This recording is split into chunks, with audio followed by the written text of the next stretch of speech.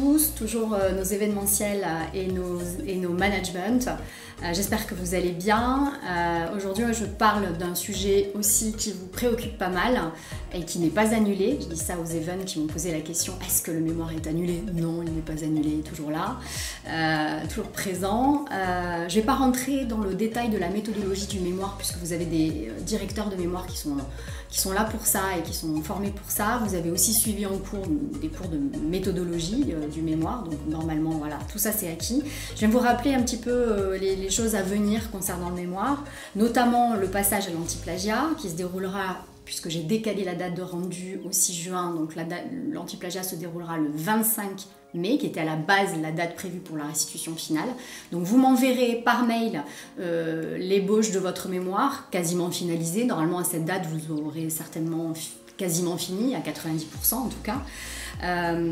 Donc je le passerai à l'antiplagiat, ce qui vous restera une semaine pour rectifier le tir si jamais il y a un souci. Alors attention, évitez vraiment, c'est un grand conseil de mettre votre mémoire sur un antiplagiat gratuit sur internet, puisqu'à partir du moment où vous l'avez mis dans l'antiplagiat, il va ressortir sur mon antiplagiat puisqu'il sera dans la base de données.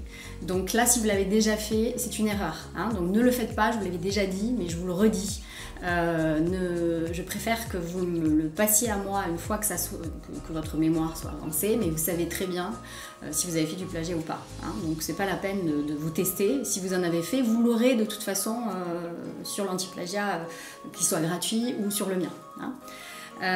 Attention à vos citations de sources, attention à vos citations en bas de page, c'est très important de le faire, de faire des références à la bibliographie, de faire des références à vos sources, de mettre des guillemets sur des morceaux de texte que vous auriez pris dans un livre ou sur un article, et de bien citer en bas de page la source, l'auteur, la date. Attention aussi à vos références, qu'elles soient les plus actuelles possibles et les plus pertinentes possibles, évidemment, hein. Le jury attend quoi de vous? Il attend bien sûr que vous ayez fait une analyse, qu'il y ait un vrai recul.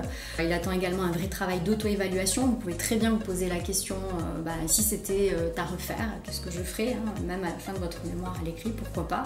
C'est une question qui pourra aussi vous aider dans la soutenance à l'oral.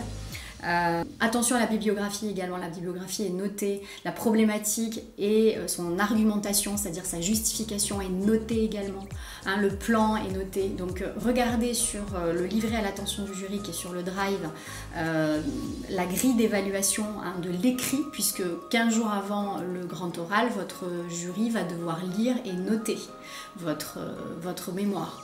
Donc il a le temps de faire des recherches, il a le temps de bien regarder tout ça et il doit le noter dans la grille. Donc s'il n'apparaît pas les éléments qui sont dans la grille, vous prendrez 0 sur les éléments, hein. Donc faites très attention et soyez vigilants sur ces points-là.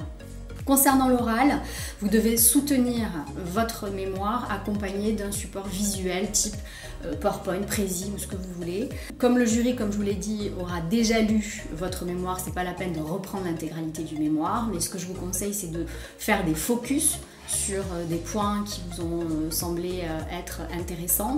Bien sûr, de reprendre la problématique, évidemment, c'est un élément important dans la grille d'évaluation de l'oral que je vous encourage également à consulter pendant votre préparation.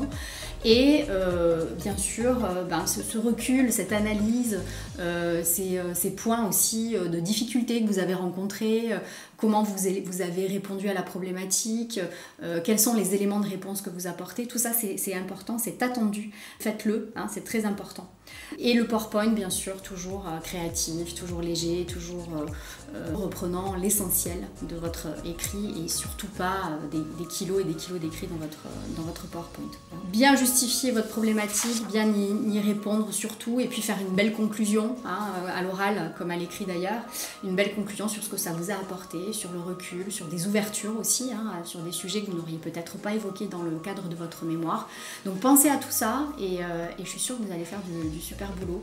Et n'hésitez pas à revenir vers moi ou à revenir vers vos formateurs référents ou directeurs de mémoire pour toute question.